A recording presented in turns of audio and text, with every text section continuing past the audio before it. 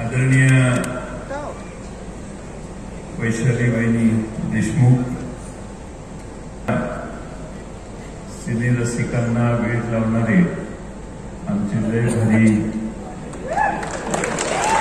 रितेशजी आणि बंधू भगिनी, विलासराव देशमुख साहेबांच्या पुतळ्याच्या अनावरणाची निमंत्रण फार महिन्यापूर्वी मला मिळालं. काही अडचणीमुळं काल मी बाळासाहेब थोरातांना म्हटलं बहुतेक जमेल असं वाटत नाही, आणि दिवसभर हुरहुरी होती की आपण न जाणं बरोबर नाही, आणि मला इथं आलं. विश्वजित कदम आणि मी इथे येऊ शकलो. मला माझं भाग्य आहे की इतका सुंदर, अतिशय उत्तम असा पुतळा आपण विलासरावजी देशमुख साहेबांचा या ठिकाणी उभा केलाय. एवढ्या मोठ्या प्रमाणात आजही विलासरावजींच्या स्मरणार्थ आपण सगळे त्यांच्या आठवणीतून आपल्या प्रत्येकाच्या डोळ्यात ते अश्रू मगाशी पाहिले. रितेशजी भाषण करत असताना एवढा जिव्हाळा, एवढा विश्वास मराठवाड्यातल्या नेत्यांचा, कार्यकर्त्यांचा विलासरावजींनी मिळवलेला, हेच सगळ्यात विलासरावजींचं मोठं वैभव आहे असं मला वाटतं. माणसं येतात आणि जातात, पण चिरंतन त्यांचं स्मरण लोक फारसे करत नाही. जसं काम सामान्य माणसापर्यंत पोचतं तसं त्या व्यक्तिमत्वाला माणसं आठवणीत ठेवतात. आणि आयुष्यात विलासरावजींनी प्रचंड काम मराठवाड्यासाठी आणि महाराष्ट्रासाठी केलं. त्यांच्या मुख्यमंत्री पदाच्या कारकिर्दीत केलं, त्याच्या आधी केलं,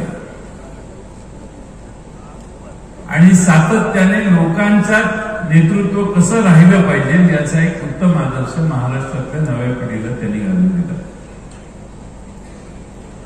फार वर्ष त्याला झाली असेल, 84 साली असेल, आटपाडीच्या साखर कारखान्याच्या उद्घाटनाला विलासरावजी देशमुख साहेब पहिल्यांदा आले आणि त्यांचं भाषण मी पहिल्यांदा ऐकलं. भाषण कसं करावं आणि किती प्रभावी करावं हे मला वाटतं राजकारण्यांनी विलासरावजींच्याच भाषणातून शिकलं पाहिजे. एवढं उत्तम भाषण केलं. त्यांच्याबद्दल मी अनेक आठवणी आपल्याला सांगू शकतो, कारण त्यांच्याबरोबर मंत्रिमंडळात जास्त काळ काम करण्याची मला संधी मिळाली. पण 90 सालापासून ते मंत्री होते, महसूल मंत्री होते. आमच्याकडे विलास काका उंडाळकर आणि जयवंतराव आवळे आणि माझे श्वशूर मोहनराव शिंदे हे तिघं विलासरावजी देशमुख साहेबांचे अतिशय जिव्हाळ्याचे मित्र असायचे. आणि मी आमदारही नव्हतो 90च्या आधी, तेव्हा त्यांच्याबरोबर विलासरावजींच्याकडे अनेक वेळा जाण्याची मला संधी मिळाली. काळाच्या ओघात आमदार झालो. अनेक वेळा माझ्या मतदारसंघात त्यांना आम्ही सगळ्यांनी बोलवलं, पण प्रत्येक वेळेला काही काळाने अधिक परिपक्व असणारे विलासरावजी आम्ही प्रत्येक वेळा बोलत असतो. त्यांचा कराड दक्षिणेला विलासराव उंडाळकरांच्या मतदारसंघात तर महिन्यातून एक भेट असायची, आणि त्यांची एवढी घट्ट मैत्री होती की विलासराव उंडाळकरांनी बोलवलं आणि विलासरावजी आले नाहीत असा एकही कार्यक्रम झाला नसेल त्या मतदारसंघात. त्या काळात मंत्रिमंडळात त्यांच्या नेतृत्वाखाली काम करण्याची संधी मिळाली. मला आठवतं, अनेक किस्से मी त्यांचे सांगू शकतो, पण एकदा नवीन मंत्रिमंडळ तयार झालं 99 साली. मी परवाच एका ठिकाणी हा किस्सा सांगितला.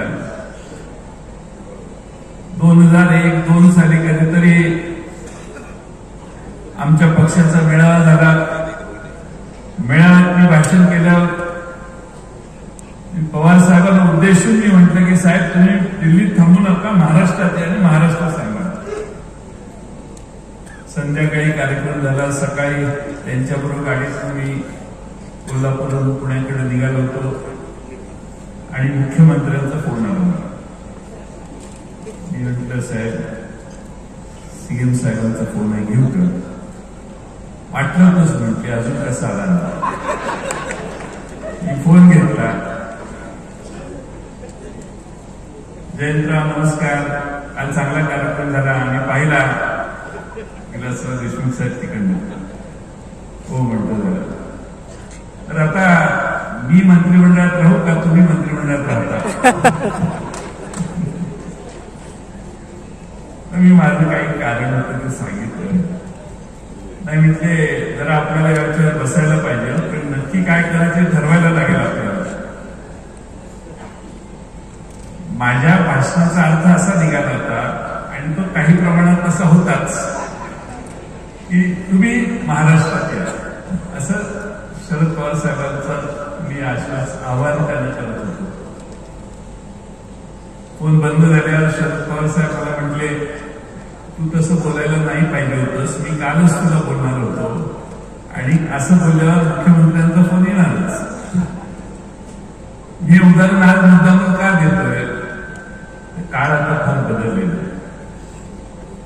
मंत्रिमंडळातल्या मंत्र्यांना सत्तेत असणाऱ्या मित्रपक्षाचे आमदार पेकाटात लाच घालून हाकलून द्या असं सांगतात, तरी ते आमदाराला कधी काही बोलत नाही. मंत्रिमंडळातले एक मंत्री दुसऱ्या मंत्र्यांना काही बोलू शकतात. किंबहुना मुख्यमंत्र्यांना मान्य आहे की नाही भूमिका याचा शहानिशा न करता सध्या महाराष्ट्राच्या मंत्रिमंडळामध्ये माणसं आपली आपली भूमिका बाहेर काढत असतात. राज्याच्या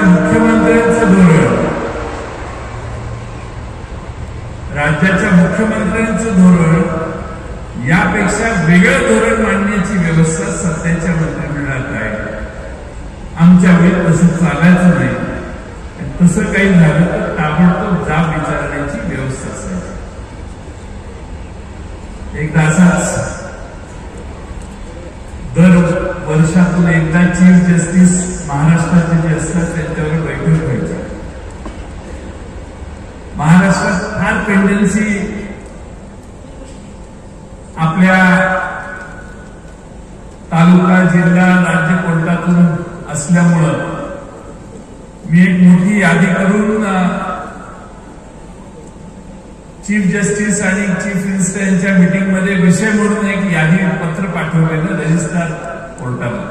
त्याची कॉपी मुख्यमंत्र्यांच्या कार्यालयात पाठवलेली. त्यात सुचवलेलं की फार पेंडन्सी आहे, ती पेंडन्सी कमी करण्यासाठी न्यायालयाने मुख्य न्यायाधीशांनी विचार करावा आणि त्यासाठी कार्यक्रम द्यावा. मला देशमुख साहेबांचा फोन आला, जयंतराव किती वर्ष तुम्ही मंत्रिमंडळात राहायचं ठरवलेलं आहे? मी म्हटलं का? मला काही वाटत नाही तुम्हाला जास्त काळ मंत्रिमंडळात राहायची इच्छा दिसते. मी म्हटलं नाही, आहे ना आपल्याला राहायचं. म्हटलं म्हणजे बा हे पत्र का पाठवलंय? म्हटले मुख्य सचिवांना मुख्य न्यायाधीशांना तुम्ही पत्र पाठवायला लागलाय आणि तुम्ही त्यांना शिकवायला लागलाय की पेंडन्सी कमी करायला काय करायचं. आपलं राहू दे, राज्य करूया, कशाला त्यांच्या नादाला लागतात. म्हणजे एखादा केस समोर गेली आणि तुम्हाला घरी घालवलं तर मी काही करू शकणार नाही. सांगायचा महत्वाचा अर्थ हा की असे अनेक किस्से आहेत माझ्याकडे. उभ्या उभ्या फाईलवर सही करायची. कुठली फाईल घेऊन गेलो तर एवढंच विचारायचंय, पाटील आमच्या काँग्रेसवाल्यांच्या कुठे अन्याय नाही ना? एवढंच म्हणायचं. मी म्हणायचं त्याची यादी जोडली आहे, मी सही करतो, अन्याय झाला तर कळवेल, तेवढी दुरुस्त करावी लागेल. सांगण्याचा मतलब अर्थ की झटक्यात निर्णय घेणं, विषयाचं प्रचंड आकलन असणं, कोणताही विषय सहजगत्या समोरच्यांचा समजून घेण्याची क्षमता असणारं ते नेतृत्व होतं.